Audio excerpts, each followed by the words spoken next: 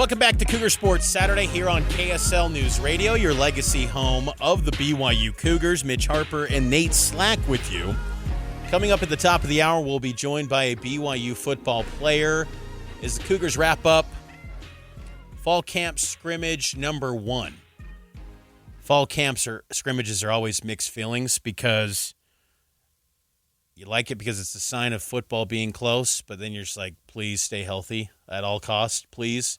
We don't need some Micah Harper situation. We don't need a Russell Tialavea, Ben Archibald situation of the past. If you know, you know. Those have been like gut-wrenching ones. Like I've always been tempted to bring that up with K-pop and say, like, you know, I was hoping to have him on and just say, like, hey, how's the health of the team coming out of the scrimmage? Because I just remember that 07 season with Russell Tialavea was just like, oh, that just gut checked. I think I remember watching that. Anyway, coming up on Monday, after today and then Sunday, get a little bit of a break. Monday, be week 3 of fall camp, but it'll also be the release of the AP Top 25. And Nate, I know you love this poll. You love this poll so much. You're putting these pollsters on blast.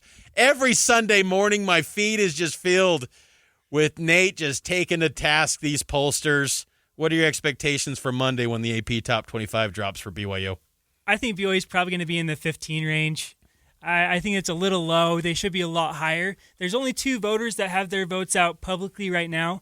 That is Chris Murray from Nevada, who he's actually the only, I don't think I've told you this, Mitch, he's the only AP voter who has me blocked on X. So anytime I share his poll, I've got to go to his outlet because I can't share his posts. So he has BYU at 13, and then Brett McMurphy also has BYU at 13. Those guys typically have BYU. I'm looking at there's an app called, or a website called College Poll Tracker, where you can kind of track where everybody has BYU at. So Brett McMurphy last year to end the season had BYU at 12, and Chris Murray had BYU at 10. So there's people who, like Bob Balu and Kirk Bowles, had BYU at 14 last year to end the season. You'll have people who just don't believe in BYU, so that I think that's going to bring down the number a bit. You'll probably have a few top 10 votes, I imagine, but I'm expecting BYU to be around that 10 mark.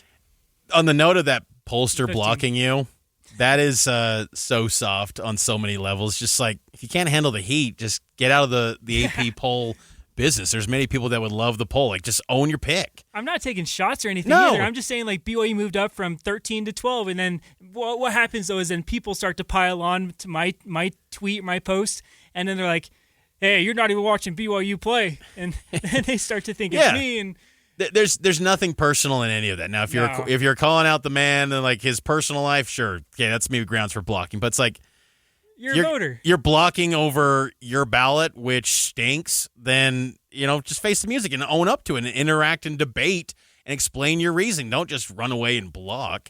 The last time BYU was in the preseason poll was 2022. They were number 25, and that season wasn't great. BYU was an 8-win team that year, but it was nosediving until that win at Boise State that year. The defense bottomed out. So that was a bit of a tough season. Before that, it was 2009, number 20. The last time BYU was in the top 15 of the preseason poll, Nate, do you know? I'm going to guess 1985. That's correct. 1985, they were number 10 entering that season. Think about that for a second. Reigning national champions, bring back the starting quarterback in Robbie Bosco, and still 10. Couldn't put him above 10. Couldn't put it, just can't put them in the top 5, even when they were the number 1 team the year prior in the format that it was back in 84. 10 in the preseason poll. And remember, they went on to beat the Washington that year, that was the heated debate, BYU and Washington. They beat Washington in that season. They finished number 16 that year in 1985. So it's not common for BYU to be highly ranked. I'm with you. I think they're going to be in that 15. I could see them being as low as 16, but personally, I feel like if I had a ballot, I'd put BYU at 9. That's where I'd put them. 9. I would. And people would look at it and say, oh, that's homer alert. But really, I look at the top end of college football right now. Again, we just experienced a sport where Indiana won it all, and they started last season in the 20s. Like, why why can't that happen again? Yes, the investment in the rosters is continuing to climb for these teams. It's funny, we think the year when Ohio State won was a $20 million roster. We thought, oh my gosh, the sport's going to lose its soul. And now there's 20 feels like the floor. Like now you got to have $40, $50 million rosters to feel like you potentially get into the playoff hunt. But we will see that AP poll release coming up on Monday. And will you be going in on these AP pollsters once again? Absolutely. Follow me at Nate Slack 5. Stay tuned. Our own Josh Furlong with KSL Sports, he's got a ballot. And, Josh, he takes a lot of heat because he's covered the Utes, and Cougar fans sometimes give him heat. But I think he's pretty balanced, pretty fair. Like, he doesn't have too many egregious picks, if at all, when it comes to, like out-of-the-box things. And I'm okay in the preseason when pollsters just say, you know what, I'm laying claim to this team is going to be a top 10 team. Like, just own it. It gives some reasoning and explanation as to why that's your pick, but I'm okay with it. And I'm okay with people having BYU rated low. If they don't think BYU is going to be that good, fine. Like, own it.